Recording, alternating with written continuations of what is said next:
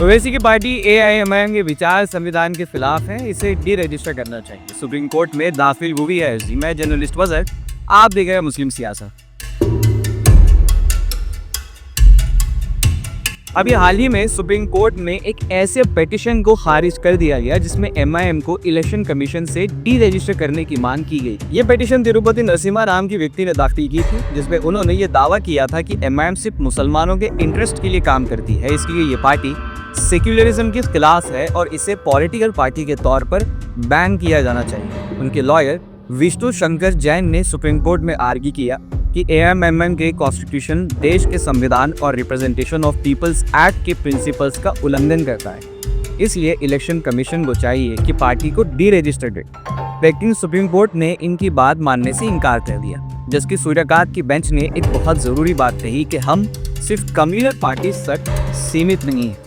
कुछ regional parties regional sentiments उठाती, कुछ कास्ट बेस्ड पॉलिटिक्स करती हैं जो उतनी ही खतरनाक है। बिना किसी पार्टी को टारगेट किए ऐसे इश्यूज ब्रॉडर पॉलिटिकल रिफॉर्म्स के जरिए उठाए जा सकते हैं। यानी कि सुप्रीम कोर्ट ने साफ तौर पर कह दिया कि ऐसी सोच सिर्फ एक पर्टिकुलर पार्टी के खिलाफ नहीं हो सकती। अगर कास्ट रीजन के नाम से पॉलिटिक्स होती है तो फिर माइनॉरिटी राइट्स के लिए आवाज उठाना कैसे गलत हो गया। अब इसमें सबसे इंपॉर्टेंट पॉइंट ये है कि सुप्रीम कोर्ट ने ये भी ऑब्जर्व किया कि संविधान में माइनॉरिटीज के राइट्स को सुरक्षा दी हुई है। अगर कोई पार्टी खुद को माइनॉरिटी के हित में काम करने वाली कहती है तो ये तुरंत एंटी नेशनल के कम्युनिटी का टैग नहीं बन जाता। दिल्ली हाईकोर्ट भी पहले कह चुका है कि एमआईएम एक रजिस्टर्ड पार्टी है और उसके डॉक्यूमेंट्स में क्लियरली लिखा गया है कि वो संविधान के प्रति वफादार है। तो सवाल ये उठता है दोस्तों, क्या इस देश में सिर्फ वही पार्टी सेक्युलर है जो मेजॉरिटी के इश्यूज उठाएं, और जो पार्टी मुसलमानों, दलितों या किसी और पिछड़े तबके के हक में बोले, क्या उन्हें तुरंत कम्युनल कहकर खामोश कर देना चाहिए? एमआईएम पर इल्जाम सिर्फ इसलिए लगता है क्योंकि असदुद्दीन ओवैसी खुलकर मुसलमानों के मसाइल उठाते हैं, जबकि दीगर सो कॉल्ड सेक्युलर पार्टियां मुसलमान शब्द भी अपने तकारीर में मेंशन करने से डरते और उनकी सियासी हिस्सेदारी की बात तो खैर दूर दूर तक नजर नहीं आती है। तो क्या सिर्फ इंसाफ और बराबरी की बात करना ही सबसे बड़ा जुर्म बन गया है?